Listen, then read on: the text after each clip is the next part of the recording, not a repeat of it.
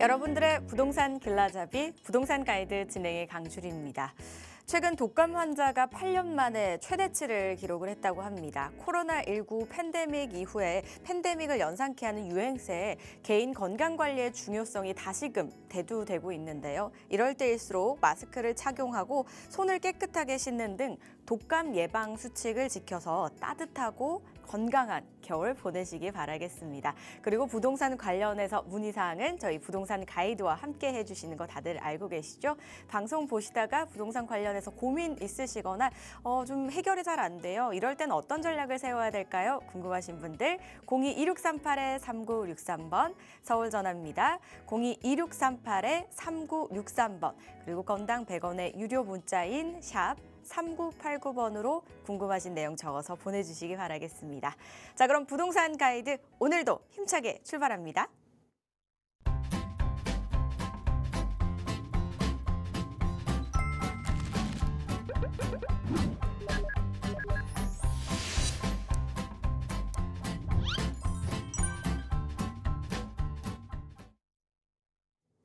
매주 금요일을 환하게 빛내주시는 저희의 투자 길잡이 분이시죠. 위버라인의 우아미 이사와 함께합니다. 어서 오세요, 이사님. 네, 안녕하세요. 위버라인 우아입니다.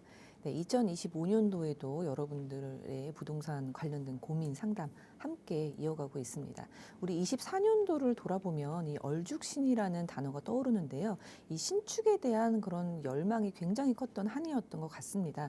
근데 우리 25년도에도 그 이음새는 좀 이어갈 걸로 보여지고 있는데요. 2025년 민영 아파트 분양 계획 조사에 따르면 이 분양 물건이 작년보다 훨씬 줄었습니다. 전국에 올해의 분양 물건이 한 14만 가구 정도라고 하는데요. 이 조사가 시행된 이후로 가장 최저치라고 합니다. 그렇기 때문에 우리 신축을 넘어서 이제는 준신축 그리고 구축까지도 이 상승세를 좀 올라탈 것으로 보여집니다. 지금 시기가 시기인 만큼 굉장히 이제 부동산 시장의 심리가 위축돼 있는 상태이기는 한데요. 어차피 부동산을 사야 되시는 분, 투자하셔야 되는 분들 혹은 이제 실거주 하셔야 되는 분들은 가감 없이 그러니까 용기 있게 좀 결단을 내리시면 더 좋은 결과를 얻을 것 같습니다. 여러분들과 고민 상담 함께 하고 있으니까요. 전화 주셔서 상담 주시면 좋을 것 같습니다. 지난 한 해 부동산의 트렌드는 얼죽신이라고 볼 수 있다면 그 트렌드가 한동안은 이어지지 않을까라는 말씀을 주시면서 이외에도 또 함께 또 살펴봐야 될 부분들 한번 말씀을 해주셨거든요. 이런 부분에 대해서 또 궁금하신 사항 있으시다면 참석하실 수 있는 자리가 마련이 되어 있다고 합니다. 이사님께 한번 들어볼게요. 소개해 주시죠. 네, 1대1 대면 상담 진행하고 있습니다. 상담 이제 방송 중에서 진행을 하고 있는데 방송에서 또 자세하게 할 수 없는 것들은 대면으로 오셔서 현장으로 오셔서 또 대면 상담할 수 있는 기회를 드리고 있습니다. 주로 뭐 많이 상담하시는 부분이 이제 보유 물건 갖고 가야 되는 건지 사야 되는 건지 그런 것들 많이 궁금해 하시고요. 또 재개발, 재건축에 대한 이슈도 이 서울에는 정말 끊임이 없는 것 같습니다. 또 얼마 전에 이 분양 물건들 뭐 말씀드렸지만 그런 부분에서 거의 대부분이 이 서울에서는 정비 개발 사업에 따른 그런 공급 물건입니다.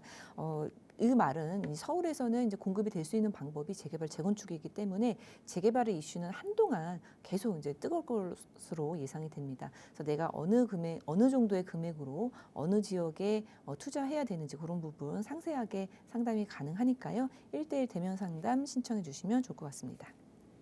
네, 앞으로 어떻게 될지 더욱더 예측을 할 수가 없는 그런 상황이 되어버렸습니다. 그래서 기존에 보유하고 계신 분들 입장과 또 앞으로 투자 또는 매수를 해야 되는 실수요자들 입장에서 각각 고민이 다 다르실 것 같아요. 혼자 머리 아프게 고민하시기보다는 다양한 이야기들 한번 나눠보시기 바랄게요. 문의사항은 02-2638-3963번과 샵 3989번 활짝 열어놓을 테니까요. 많은 연락 주시기 바라겠습니다. 마찬가지로 방송 중에 상담 원하시는 분들도 같은 번호 02-2638-3963번과 샵 3989번으로 많은 연락 주시면 되겠습니다. 저희는 문자 상담부터 한번 만나보도록 할게요.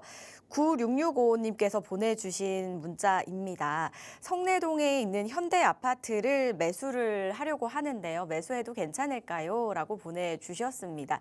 일단 매수 타이밍도 좀 궁금하실 것 같고 정말 정말 매수해도 괜찮을지 이 부분이 큰 골자인 것 같은데요. 이사님 도와주실까요?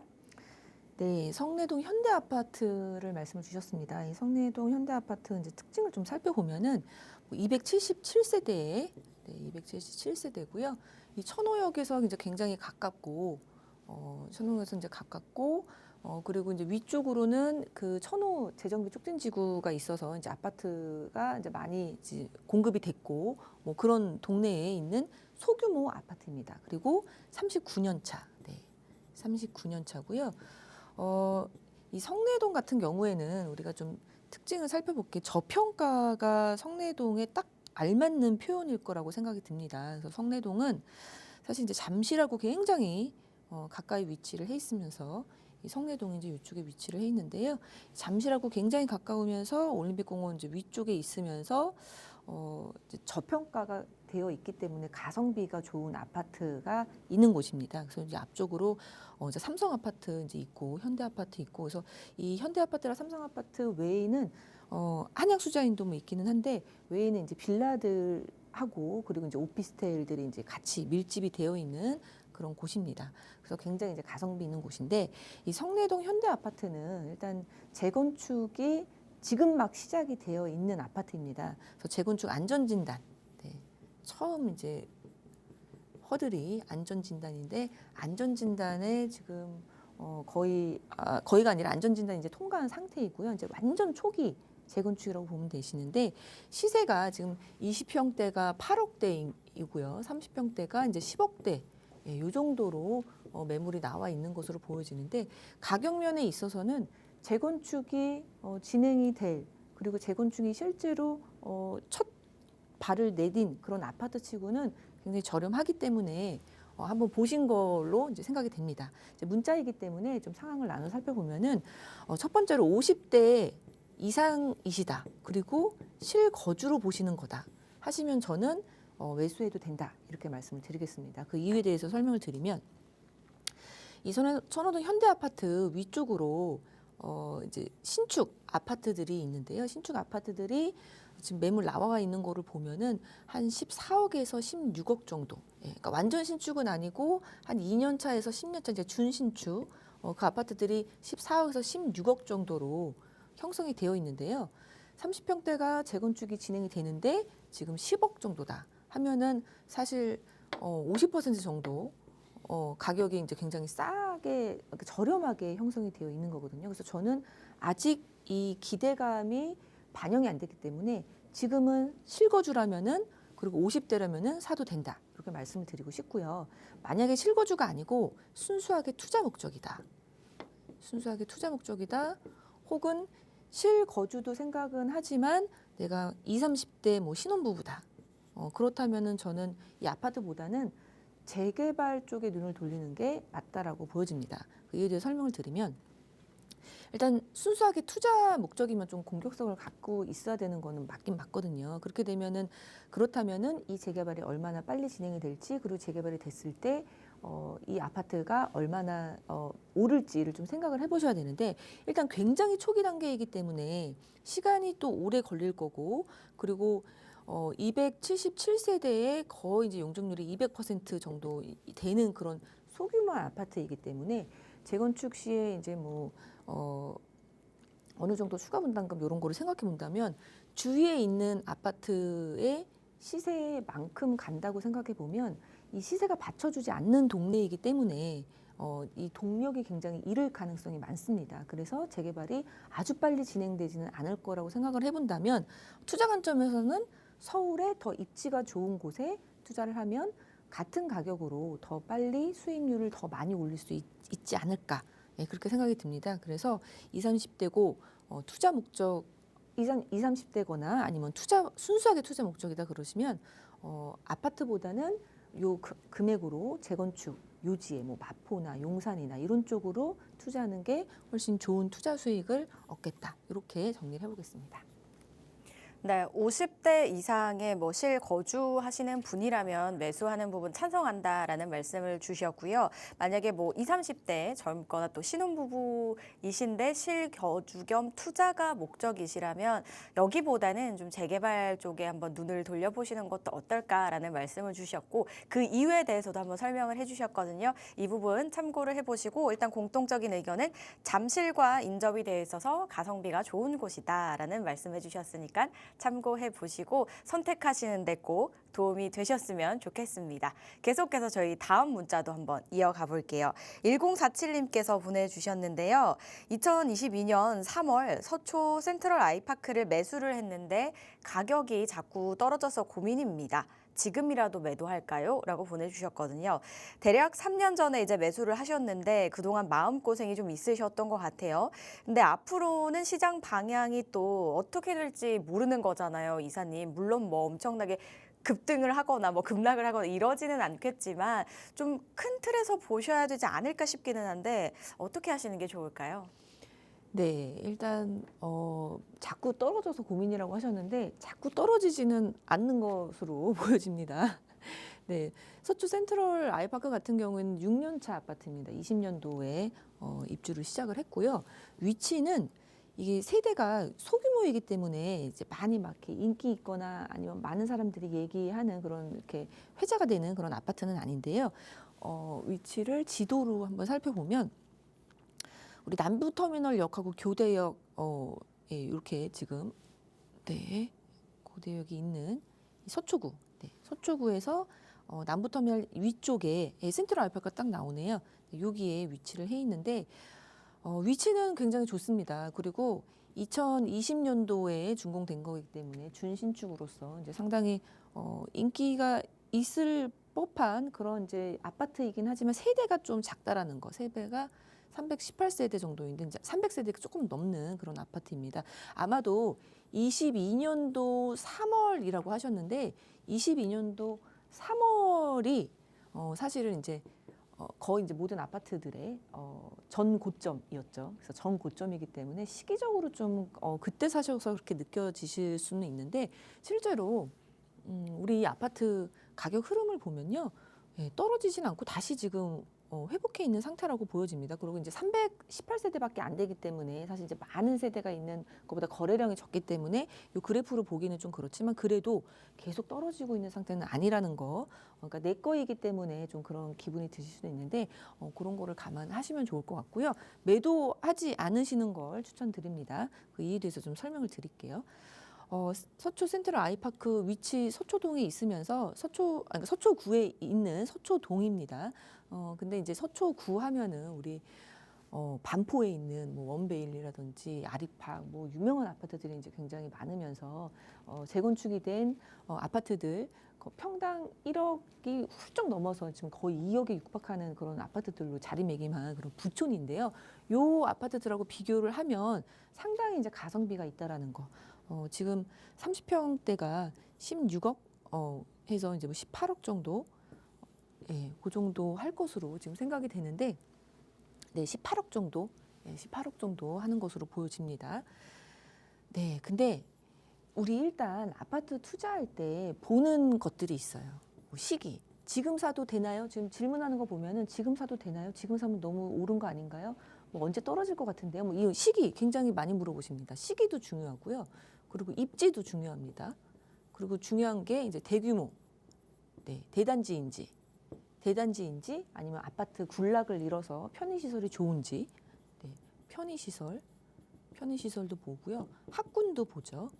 네, 학군도 있고 이제 직주 근접, 네, 직장이 예, 근처에 있는지, 그리고 교통도 보는데요. 사실 교통은 회사로 갈 수 있는 교통이 잘 구축돼 있는지 그겁니다. 그래서 이제 같다고 보여지는데 이런 것을 봤을 때 지금 시기에서 조금 마이너스가 된 부분이 있는 거예요. 예, 그래서 우리가 부동산 투자할 때 이 모든 것들이 다 100점일 수는 없어요. 예, 그렇기 때문에 뭐가 제일 좋으냐 한번 살펴보면은 사실은 입지가 제일 중요합니다. 우리 부동산은 사실 사고 팔고 주식처럼 하는 게 아니거든요. 그리고 한 번 샀을 때 뭐 세금 부분도 있고 또 부대 비용도 있고 뭐 수수료도 있고 하기 때문에 비용도 많이 들고 그리고 이 사람이 살고 있는 공간이기 때문에 막 사고 팔고가 쉽지가 않습니다. 그래서 얼마 전에 주택 실태 조사에서 저번 주에도 말씀드렸는데 평균적으로 한 8년 정도는 같은 집에 산다. 이렇게 말씀을 드렸었는데요. 그러니까 한 번 사시면은 지금 2년밖에 안 됐으니까 한 10년은 최소한 갖고 가신다 이렇게 생각하셔야 됩니다. 그래서 그 10년이라는 시간을 한번 갖고 있는다고 가정을 해보면은 제일 중요한 것은 입지로 보여집니다. 그 다음에 뭐 대규모이면 좋겠고 편의시설 좋으면 좋겠고 학군도 좋으면 좋겠고 직장도 가까우면 좋겠고 하지만 제일 중요한 건 입지인데요. 직주 근접의 입지 그리고 인기가 있는 입지 요거를 살펴볼 수가 있겠습니다. 그렇기 때문에 2년밖에 안 됐고 그리고 내가 아무리 고점에 잡았어도 언젠가는 입지가 좋으면 오르는 경향은 분명히 있거든요. 그러니까 예를 들어서 우리 금융위기 때 금융위기 2008년도를 생각해 보면요. 금융위기 리만 브라더스 사태 있기 바로 전까지 굉장히 고가였거든요. 그래서 예를 들어서 강남구에 있는 도곡렉슬. 그때 당시에 도곡렉슬이 30평대가 16억까지 갔었습니다. 그랬던 것이 금융위기 있고 나서 10억까지 떨어졌었거든요. 근데 지금은 어떻습니까? 지금은 이제 30억 중반. 고가일 때는 거의 40억에 육박하는 것으로 다시 올랐습니다. 2008년하고 우리 2025년 긴 시계열 속에서 보면은 입지가 좋으면 결국 오른다라는 거. 그런데 굉장히 많이 오른다라는 거. 근데 반면에 금융위기 바로 전에 지방의 아파트를 샀다고 가정을 해봅시다. 지방의 아파트 그때 뭐 1억, 2억 주고 산 아파트가 지금 그렇게 많이 오르지는 않았지 않습니까? 그래서 그런 거를 생각해 본다면 제일 중요한 거는 입지다. 그렇기 때문에 우리 2년밖에 안 됐고 그리고 서초구에 있는 곳이고 그리고 준신축으로서 또 앞으로 공급될 물량들이 그렇게 서울에 없다라는 것을 가정해 본다면은 그냥 꾸준하게 가고 계시는 게 시간이 이 입지를 더욱더 부각시켜 줄 거라는 측면에서 저는 꾸준하게 갖고 계시는 거 추천드리겠습니다. 네, 보유 쪽에 말씀을 주셨습니다. 일단 우리가 부동산을 볼 때 그 여러 여건들을 쭉 나열을 한번 해봤을 때 가장 중요하고 으뜸인 건 이제 입지다라고 말씀을 하셨어요. 입지가 좋은 곳은 아무래도 하락을 하더라도 회복 탄력성이 다른 곳에 비해 훨씬 좋기 때문에 또 입지가 최고다라는 말씀을 주셨는데 그래서 지금 시청자님께서 보유하고 계신 곳이 입지가 훌륭하기 때문에 앞으로 보유를 해도 좋지 않겠냐라는 설명을 주셨고요. 이외에 다른 설명까지 함께 해주셨으니까 이 부분도 참고해 보시고요. 좀 상대적으로 고점에 사셔서 마음이 아프시겠지만 그래도 길게 보시면서 좋은 판단 내려보시기 바라겠습니다. 저에게 이렇게 문의 주셔서 감사드리고요. 이처럼 궁금하신 부분 있으시면 저에게 전화와 문자 주시면 되고요. 저희 이제 강의 한번 또 들어볼 텐데요. 강의하는 동안도 궁금하신 사항 있으시면 전화, 문자 열어놓을 테니까요. 많이 연락 주시기 바라겠습니다. 02-2638-3963번과 샵 3989번입니다. 연락 기다리고 있겠습니다. 자, 그럼 강의 시간 한번 또 이어가 봐야겠죠. 지금 부동산 시장 올해는 어떻게 될까요? 참 어떻게 보면 안개 속에 갇혀 있는 그런 느낌입니다. 윤석열 대통령의 비상계엄 선포와 또 이어진 이 탄핵 정국 때문에 극심한 관망세에 빠져 있는 형국입니다. 앞으로 저희가 또 어떻게 헤쳐나가야 될지 이를 헤쳐나가기 위해서 정부는 과연 어떤 대책들을 세워나갈지 우아미 이사와 함께 이야기 나눠보겠습니다. 이사님 들려주시죠. 네, 2025년부터 바뀌는 정책들을 한번 살펴보도록 하겠습니다. 이 부동산은 이제 심리와 굉장히 관계가 깊고요. 그리고 이 심리는 또 정책하고도 영향이 상당히 있습니다. 정책하고도 영향을 많이 받는 그런 분야입니다. 그래서 정책적으로도 우리가 어떻게 바뀔지 그런 부분들 아시면은 우리 투자하는데 상당히 유용할 것 같습니다. 그래서 하나씩 한번 살펴보도록 할 텐데요. 네, 그래서 지금 앵커님께서도 말씀 주셨지만 이 탄핵 정국 속에서 이제 관망세가 뭐 짙어지고 당연히 이제 그럴 법도 한 지금 상황입니다. 그럼에도 불구하고 이 정책적으로 해야 될 것들은 또 안전진단 부분은 지금 뭐 통과가 돼서 지금 시행을 앞두고 있습니다.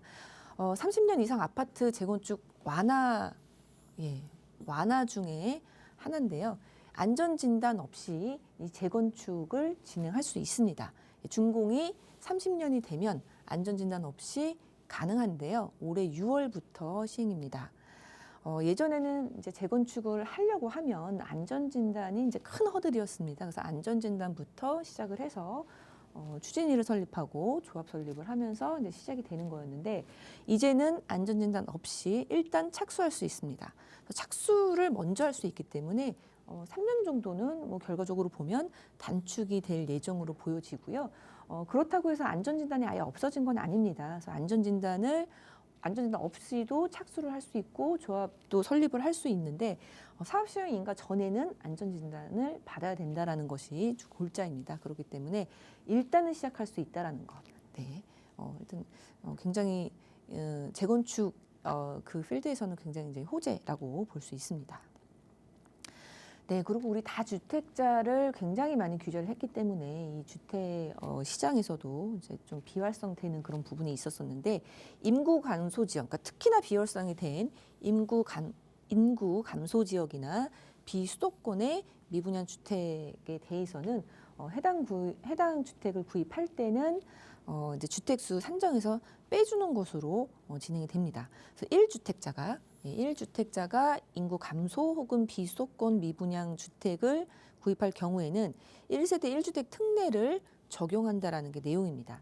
1세대 1주택의 특례라는 것이 이제 종합부동산세의 12억까지 공제가 되는 부분, 그리고 고령일수록 장기 보유할수록 종합부동산세를 공제해 주는 부분, 그리고 양도를 할 때 중과받지 않고 12억까지 비과세되는 부분, 그리고 12억 초과분에 대해서는 장기 보유 특별 공제를 80%까지 가능하게 해준다라는 그 1세대 1주택의 특례가 적용이 됩니다. 그래서 지금 서울에 살고 있어도 인구 감소 지역이나 비수도권에 미분양이 보이는데 좀 나중에는 뭐 시간을 두고는 괜찮을 것 같다. 그러면은 매수하셔도 이제 다주택자의 불이익이 없다라는 것입니다.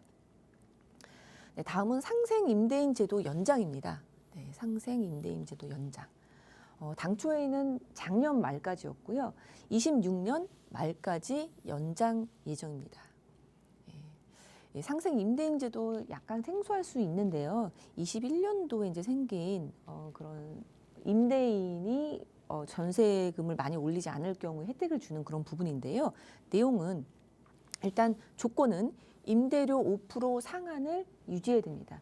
계약이 만료가 되고 다음 임차인을 받거나 아니면은 다른 새로운 계약을 할 때 임대료 5% 상한을 유지하면서 취득 후 최초 임대차 계약이 1년 반, 그리고 그 다음 5% 제한으로 임대 계약을 한 상생 임대차 계약이 2년 이상 유지. 이게 조건입니다. 그래서 이 조건에 만족을 하면 비과세 특례를 받을 수 있다라는 것인가, 그러니까 실거주를 하지 않아도 비과세 특례를 받을 수도 있다라는 것인데요. 조정 대상 지역 내에서는 1세대 1주택이라도 실거주 2년 조건이 있습니다. 이 조건 없이 1세대 1주택의 비과세 그리고 장기보유 특별공제를 해준다라는 게 상생임대인 제도입니다. 그것이 26년 말까지 연장입니다. 다음은 착한 임대인 제도 연장입니다. 네, 착한 임대인 제도는 이제 상가에 해당되는 그런 제도인데요. 당초는 작년 말까지였는데 올해 말까지로 연장입니다. 그래서 일반 임대 사업자가 소상공인 임차인을 들었을 때 임대료를 인하해서 지급받는 경우에 인하액의 70%까지 해서 소득세, 법인세 공제하는 그런 내용입니다. 네, 올해 말까지로 연장이 됩니다. 네, 다주택자들이 양도를 할 때 양도소득세가 중과가 되고 있는 게 이제 기본인데요. 이 조정 대상 지역 내에 다주택자가 양도를 해도 중과 배제받는 것이 지금 시행령으로 올해 5월까지 유예가 계속되고 있었습니다. 그랬던 것이 26년 5월까지 한시적으로 다시 연장입니다. 그래서 조정 대상 지역의 주택을 팔아도 양도세는 기본 세율 6에서 45%라는 거 유념하시면 좋을 것 같습니다. 네, 그리고 저가주택 구입 시 세제 혜택도 그 기준을 좀 완화를 했습니다. 그래서 현재 지금 1주택자가 저가주택을 구입을 해도 주택수에 산정이 안 되는 그런 부분들이 있었습니다. 종합부동산세는 공시가 3억 원 이하를 샀을 때 이제 종부세에 이제 이제 주택으로 산정이 안 되는 그런 부분이었던 것이 공시가 3억에서 4억으로 이제 인상이 됐고요. 그리고 취득세 부분도 주택수 산정이 안 되는 부분이 공시가 1억 원 이하였던 것이 2억 원 이하입니다. 그래서 지금 현재 1주택자이신 분들 저 아파트 괜찮은 것 같은데 공시가가 뭐 1억 원 이하네. 그러면은 취득세 중과 안 받는다는 거. 그리고 공시가가 3억 원 이하네. 그러면은 3억 원 이하면 이제 종부세에 주택을 산정이 안 되는 부분이 이제 1억씩 올랐다라는 거 유념하시면 좋을 것 같습니다. 네, 그리고 이제 금융 부분도 한번 살펴볼 텐데요. 청년주택 드림 대출.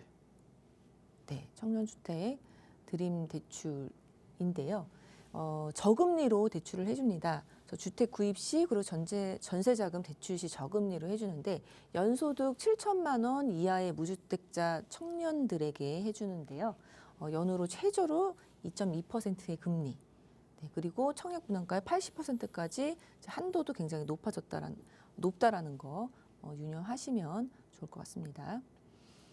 네, 그리고 신생아 특례 대출 소득 요건이 또 완화가 됐습니다. 그래서 작년까지만 해도 이 신생아 특례 대출이 소득 요건이 부부 합산으로 해서 연소득 1억 3천이었습니다. 그랬던 것이 2억 5천으로 한도가 상향이 됐습니다.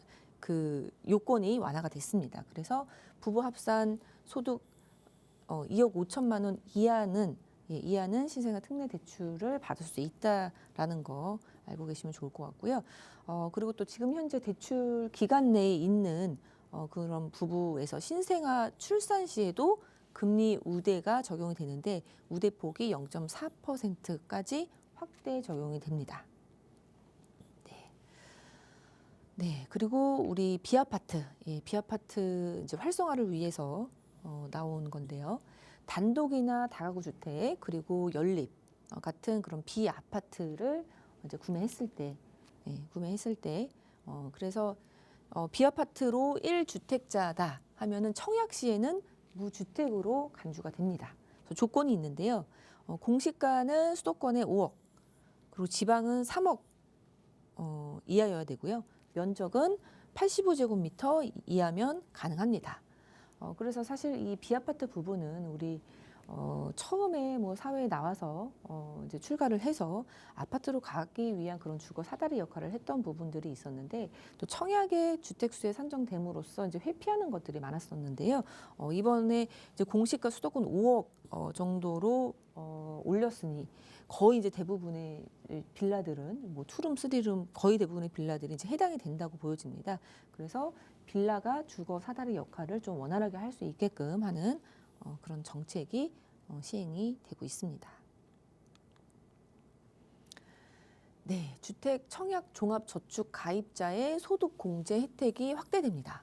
기존에는요, 무주택자인 경우에는 주택 청약 종합 저축 가입하면 이 소득 공제가 되었습니다.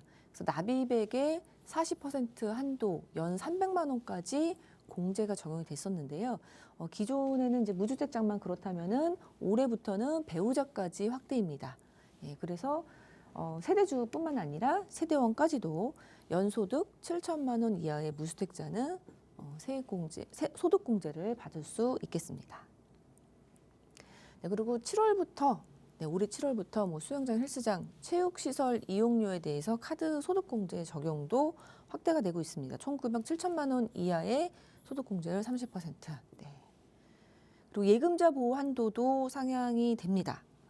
네, 굉장히 이제 오랜만에 상향이 된 건데요. 24년 만에 상향이 된 겁니다. 그래서 작년까지만 해도 5천만 원까지 이 예금자 보호됐습니다. 그래서 은행마다 5천만 원까지였는데 그것이 2배 상향입니다. 1억 원으로 상향이 됩니다. 그래서 각 은행별로 보호가 되기 때문에 이런 것도 꼼꼼히 따져보시면 보호받을 수 있다는 거 유념하시면 좋을 것 같습니다.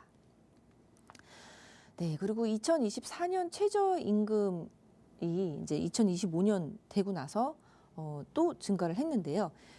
한 1.7% 증가를 했습니다. 2004년 기준은 최저임금이 시급으로 했을 때 9,860원이었는데 25년도에는 최저임금 1,030원으로 인상이 됩니다. 그래서 월급으로 치면은 206만 740원이었던 것이 25년도 올해부터는요. 주 40시간 기준으로 했을 때 209만 6,270원입니다. 그래서 월로 했을 때 35,530원이 증가를 했습니다. 네.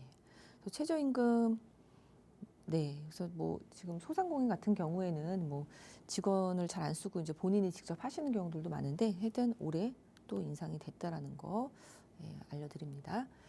네, 그리고 주택담보대출의 중도상환 수수료도 인하가 됩니다. 우리 대출하면 이제 한도도 중요하지만 이제 대출 금리도 이제 굉장히 중요할 텐데 한동안 이제 작년 재작년을 돌아보면은 이제 굉장히 고금리였던 것이 지금 이제 대출 금리 인하를 좀 예상해 볼 수 있기 때문에 대출 이용자 금리에 따른 대출 이동이 용이해지는 그런 장점이 있겠습니다. 그래서 얼마만큼 이 상환 수수료가 인하가 되냐면 주요 시중은행의 주택담보대출 중도상환 수수료가 한 50% 정도 인하가 됩니다. 그래서 주담대의 이 중도상환 수수료가 지금 현재가 1.2%에서 1.4%였던 것이 0.6에서 0.7%까지로 이렇게 반 정도 인하가 되고요. 신용대출도 인하가 됐는데 0.6에서 0.8이었던 것이 0.4로 인하가 된다고 합니다. 그래서 대출도 잘 따져보셔서 내가 저쪽으로 가면은 좀 더 조금 더 저리로 받을 수 있겠다 그러면은 좀 이동이 용이하다라는 거 실생활에 중요할 것 같습니다. 네, 그리고 청년 도약 계좌라고 해서 일정한 조건이 되면은 조건이 되면 이제 혜택을 주는 그런 계좌가 있었는데 기여금이 확대됩니다. 예전에 월 24,000원이었던 것이 33,000원으로 5년간 최대 198만 원 기여금이 확대가 됐고요. 이렇게 되면은 가입자가 연 최대 9.54%의 수익 효과가 있다고 합니다. 네, 그리고 중요합니다. 우리 스트레스 DSR 3단계가 7월 1일부터 이제 시행될 예정으로 있습니다. 그렇기 때문에 지금 집 사시려고 하셨던 분들, 대출을 활용하셔야 되는 분들 좀 유념하셔갖고 이제 그럼 구입하는데 계획을 좀 잘 삼으셔야 할 텐데요. 스트레스 DSR은 이제 가상금리가 적용이 된다라는 것입니다. 이제 소득에 따라서 내가 얼마만큼 이 대출 이자를 커버할 수 있는지에 따라서 이제 한도를 조정하는 그런 개념이 될 텐데요. 작년 이제 가을에 2단계가 시행되고 나서도 거래량이 굉장히 줄었던 것을 감안한다면은 부동산 시장에 미치는 영향이 이제 크다라는 거 알고 계셔야 될 것 같고요.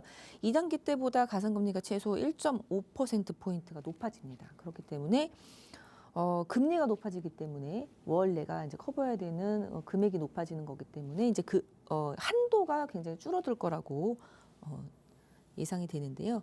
그래서 대출을 한도가 줄어드는 거기 때문에 주택 구입 계획이 있으신 분들은 꼼꼼하게 좀 계산을 해봐야 되는 부분입니다. 네, 요 정도 25년도에 이제 굉장히 많은 그런 이제 정책들이 이제 확대가 되거나 뭐 이렇게 변화들이 있는데요. 굉장히 굵직굵직한 것들, 뭐 스트레스 DSR 같은 거는 이제 우리 실생활에 정말 직접적으로 영향을 주기 때문에 그리고 부동산 시장에도 영향을 주기 때문에 좀 꼼꼼하게 알아보면 좋을 것 같습니다. 자, 올해부터 바뀌는 부동산 정책과 금융 정책에 대해서 살펴봤습니다.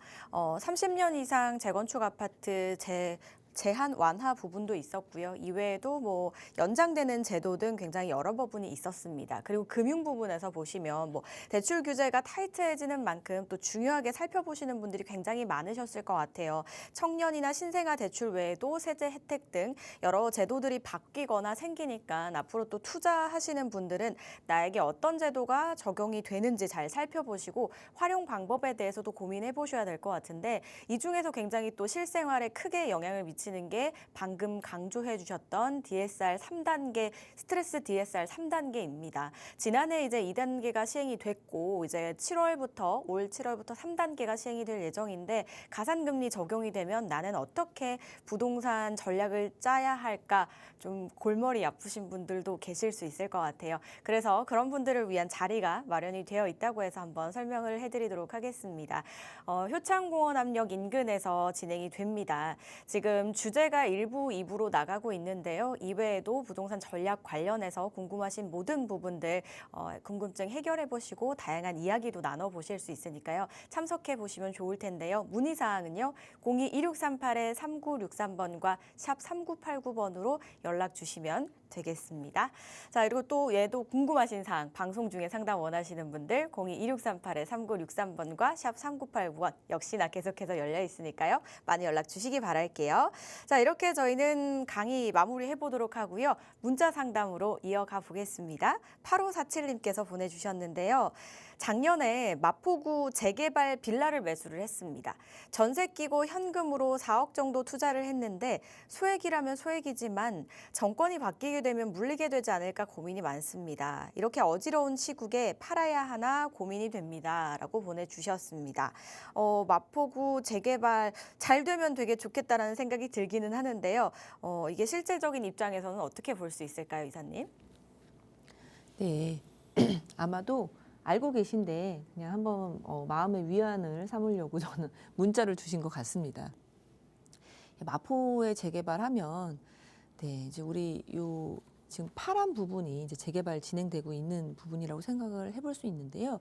재개발은 계속 될 수밖에 없는 지금 구조라고 보실 수 있습니다. 사실은 지금 딱 당장 이 시기를 보면 뭐 뉴스만 틀어도 뭐 정치 얘기 뭐 계속 나오고 있고 뭐 탄핵이 되니 안 되니 뭐 헌법재판소에서 뭐 어떻게 되니 뭐 너무 왜 이런 그 이제 부동산 쪽이 아닌 다른 쪽에 뭐 워낙에 모든 것들이 집중이 되어 있고 그리고 사실 뭐 사람들을 만나도 예전에는 부동산이 1번 주제였다면은 이제 1번 주제가 아닌 좀 밀려난 그런 상황이라고 볼 수 있는데요. 그렇기 때문에 좀 불안한 마음이 있는 거는 당연할 것 같습니다. 근데 좀 일시적이라는 거. 우리가 과거 사례를 좀 살펴봐도 알 수 있는데요. 과거에 우리 지금 뭐 탄핵이 사실은 첫 번째는 아니고 세 번째 탄핵이지 않습니까? 그래서 우리 첫 번째 뭐 노무현 때도 그렇고 박근혜 때도 그렇고 지금 이제 윤석열 대통령 이제 지금 세 번째인데 사실 예전에 탄핵이 됐을 때도 그렇고 탄핵이 안 됐을 때도 그렇고 실제로 좀 불확실성이 없어지면 다시금 좀 제자리를 찾아가면서 상승세를 보였거든요. 그러니까 그럴 수밖에 없습니다. 이렇게 지금 시국이 안 좋거나 좀 혼란스러울 때는 모두들 지금 관망을 하고 또 미루는 매매를 미루고 그리고 이사를 미루고 여러 가지 이제 미루는 형태가 있다 보니까 이 불확실성이 해소가 되면 모든 것이 거래량도 그렇고 가격도 그렇고 빵 터지는 그런 현상을 볼 수 있는데요. 그렇게 흘러갈 거라고 그냥 느긋하게 생각하시고 가져가시면 좋겠다 이렇게 말씀을 드리고 싶습니다. 특히나 마포입니다. 마포. 네, 마포 같은 경우에는 이제 용산 위쪽으로 위치해 있습니다. 그래서 우리 3도심 하면은 중구 종로구 있고 여의도 있고 이제 강남 이렇게 있는데요. 강남에 요 트라이앵글을 그렸을 때 마포 그리고 용산 그리고 성수 이쪽은 뭐 끊임없이 계속 개발 이슈가 있고 그리고 사람들이 몰려드는 곳이기 때문에 입지 면에서는 굉장히 이제 훌륭하다. 네. 근데 부동산에서 입지가 가장 중요하다고 볼 수 있습니다. 뭐 입지라고 한다면은 사람들이 좋아하는 그런 요인들을 갖고 있는 건데 그 입지라는 거는 변할 수가 없기 때문에 뭐 갑자기 강남이 막 떨어지거나 뭐 이러지는 않거든요. 그래서 항상 우리가 기대치 그리고 밑받침 될 수 있는 지지층이 있는 그런 곳이기 때문에 갖고 가셔도 된다 이렇게 말씀드리고 싶습니다. 그리고 정권 얘기를 하셨는데요. 사실 지난 정권 때는 굉장히 이제 부동산을 이제 압박하는 그런 정권이었던 거는 확실합니다. 그리고 지금 탄핵 시국이기 때문에 사실 이게 어떻게 되냐에 따라서 부동산의 기조가 굉장히 바뀔 수 있다라고 생각을 해볼 수가 있는데요. 지난 정권의 기조로 간다고 해도 지난 정권의 말쯤에 보면요. 재개발에 대한 중요성을 굉장히 많이 인식을 하고 실제로 재개발의 형태들을 많이 만들어냈습니다. 그래서 지난 재개발을 지난 그 정권들을 살펴보면은 처음에 이제 수요 억제책을 계속 썼다가 나중에는 네, 뭐 유명한 말 있지 않습니까? 빵처럼 찍어낼 수 있으면은 찍어낼 텐데 뭐 이런 얘기들을 할 정도로 정말 부동산은 빵이 아니거든요. 그래서 빵처럼 찍어낼 수도 없을 뿐더러 입지가 희소하기 때문에 희소성이 있기 때문에 그렇기도 하고 빨리 찍어낼 수도 없습니다. 그래서 지금 당장 재개발 재건축이 된다고 해도 지금 당장 나오는 것이 아니라 향후에 아주 먼 미래에 나온다라는 걸 생각해 보시면 지금 현재 분양되는 물량 그리고 뭐 착공 뭐 이런 것들이 지난 뭐 5년간 7년간 정말 없었기 때문에 지금도 공급 부족에 시달리는 건 맞는데요. 서울에서 공급이 될 만한 곳은 재개발 재건축밖에 없습니다. 이것은 재개발밖에 없다라는 것은 이건 진리이기 때문에 재개발에 대해서 지난 정권 때도 뭐 3080 복합 도심 사업이라든지 공공 재개발이라든지 여러 가지 재개발 형태를 만들면서 공급을 하고자 이제 집중을 했고요. 그리고 이번에 오세훈시장 되고 나서도 뭐 모아타운도 있고 신속통합도 있고 뭐 여러 가지 정비 사업의 그런 기준들을 완화해 준 것도 있고 이 모든 것들이 다 정비 사업을 원활하게 하기 위한 것이거든요. 재개발, 재건축.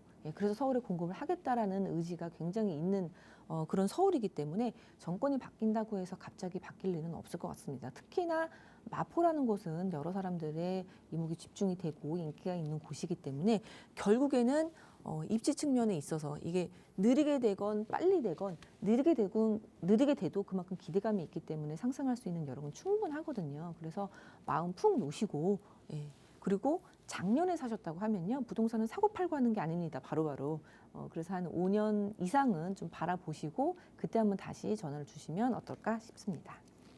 네, 아무래도 지난 정권과 이번 정권의 이제 색깔이 좀 다르다 보니까 추구하는 바가 다르다 보니까 이렇게 좀 걱정하시는 부분이 있으실 것 같은데요. 그렇다고 하더라도 재개발의 중요성을 모두가 알고 있기 때문에 속도가 이제 조금 느려질 수는 있지만 가치 상승에 대한 변함은 없을 것이다라는 의견으로 말씀을 주셨거든요. 혹시나 또 추후에 몇 년 이후에 또 추가적으로 궁금하신 사항이 있으시다면 그때 또 다시 문의 달라고 말씀을 주셨으니까요. 이 부분 참고해 보시고 너무 크게 걱정 안 하셨으면 좋겠습니다. 저에게 문자 보내주셔서 고맙습니다. 이어서 다음 문자도 만나볼게요. 이번엔 2377님께서 보내주신 문자입니다.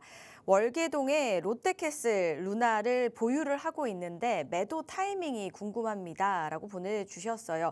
월계동 쪽에도 앞으로 되게 큰 호재들이 많지 않을까 싶은데 이게 월계동에도 수혜를 받을지 궁금하고요. 롯데캐슬 루나의 매도 타이밍은 어떻게 될까요, 이사님?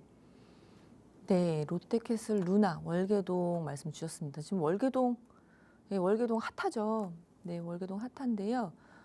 매도 타이밍에 대해서 이제 문의를 주셨는데, 네, 한번 살펴보겠습니다. 이 롯데캐슬 루나 같은 경우에는 850세대의 20년 차입니다. 그래서 네, 20년 차고 그리고 가격을 좀 살펴보면은 아직 정고점은 회복하지 못한 것으로 보여지고 있습니다. 일단 이 롯데캐슬 루나 아파트는 저는 안 파셨으면 좋겠다라는 게 이제 기본적인 생각이고요.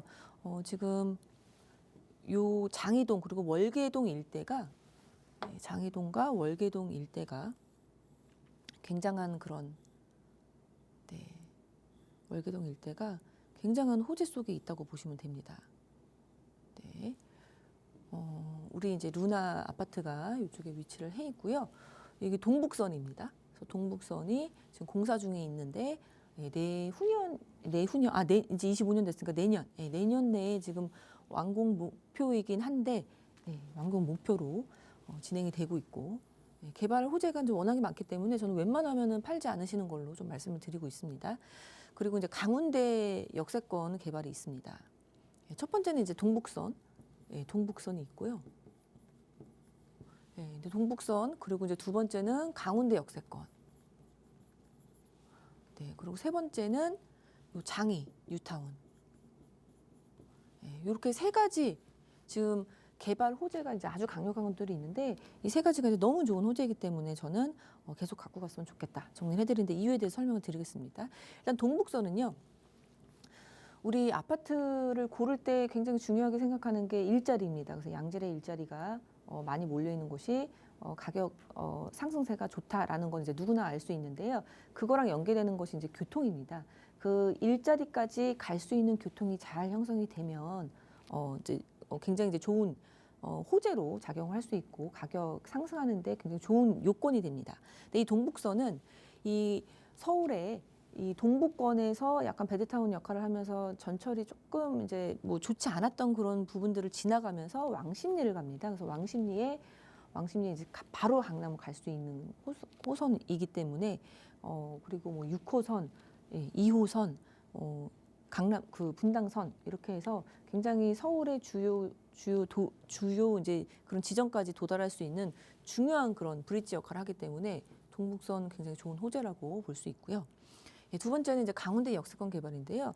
강운대 역세권 개발은 사실 요 강운대역 근처에 이제 서울원 아이파크 얼마 전에 뭐 청약하고 뭐 그랬던 이슈가 됐던 지역인데 일단 이 역세권 개발을 서울원이라는 이름으로 현대산업개발, HDC 현대산업개발에서 시행을 하면서 현대산업개발의 본사가 용산에서 이쪽으로 이주한다는 점이 굉장히 장점입니다.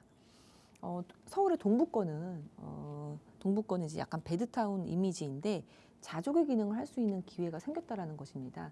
그래서 이 대기업의 본사가 이주하는 거는 이제 굉장한 중요한 이 양질의 일자리가 늘어나는 굉장히 집값에 직접적으로 영향을 줄 수 있는 것이기 때문에 그러한 부분에 있어서는 너무나 좋은 호재다. 그리고 세 번째 이제 장인 뉴타운 말씀드리겠는데 장인 뉴타운 같은 경우에는 오래됐습니다. 오래됐는데 한 20년 정도가 된 뉴타운 사업지인데 여기에 지금 반은 아파트가 들어왔고 반은 아파트로 지금 향해 가고 있다라는 것입니다. 그래서 이렇게 아파트에 완전 이제 뭐 다가구 빌라 밀집촌이었다가 아파트가 돼서 한 뭐 3, 4만 세대가 들어오는 곳으로 나중에 딱 이렇게 군락이 잡혀지면요. 여기에 맞는 생활 수준의 그런 사람들도 들어오고 생활 수준도 굉장히 높아지고 학군도 좋아지고 이 동네 자체가 굉장히 좋아진다라는 거 큰 장점입니다. 그래서 인프라가 확보가 되면서 좀 잘 사는 사람들 그리고 교육 수준이라든지 아니면은 뭐 그런 생활 수준이 있는 사람들이 더 몰릴 수 있다라는 호재는 굉장하다. 그리고 정말로 이 집을 팔아야 된다. 그럼 시기적으로 어떻게 말씀을 드리냐면 동북선 같은 경우에는 동북선이 개통이 돼서 실제로 사람들이 정말 좋아갖고 막 이렇게 가격이 막 이렇게 그 출렁출렁 될 때가 있거든요. 그때 한번 노려보시는 게 좋겠다 말씀을 드리겠고요. 강운대 역세권 개발 사업은 당연히 현대산업개발이 이제 입주를 하고 나서 매도를 하시면 굉장히 좋은 매도 타이밍이라고 보여집니다. 그리고 역시나 이제 장인 뉴타운도 뭐 많이 들어와서 구축이 되면 될수록 가격 이제 상승세도 이제 좀 짙어질 거기 때문에 그런 것들 요 세 가지가 이 우리 아파트 가격에 영향을 준다고 생각해 보시고 여기 스케줄에 맞춰서 좀 매도 타이밍을 잡아보면 좋겠다 이렇게 정리를 해드리겠습니다. 예, 일단은 보유 쪽에 무게를 실어 주셨습니다. 그 굵직한 이 호재들이 지금 있습니다. 동북선이 내년에 개통 예정이고요. 광운대 역세권 개발에다가 장위 뉴타운까지 기다리고 아주 든든하게 있는 월계동의 호재들인데요. 그래서 혹시나 꼭 매도를 하셔야 된다면 이런 호재들이 이후에 그 타이밍을 봐가시면서 그때쯤 매도 계획을 세워보시면 어떨까라는 말씀을 주셨거든요. 호재들 꼼꼼하게 챙겨보시고 내용도 참고해 보시기 바라겠습니다. 그리고 이렇게 호재들이나 또 매도 타이밍이나 이런 거 궁금하신 분들 너무 많으실 것 같아요. 앞서 상담에서도 그렇지만 재개발에 대한 질문도 있었잖아요. 이럴 때 참 타이밍이나 위치가 너무 중요할 것 같다는 생각이 들거든요, 이사님. 이런 부분에 대해서 이야기 나눌 수 있는 자리 있잖아요. 설명 한번 해주시죠.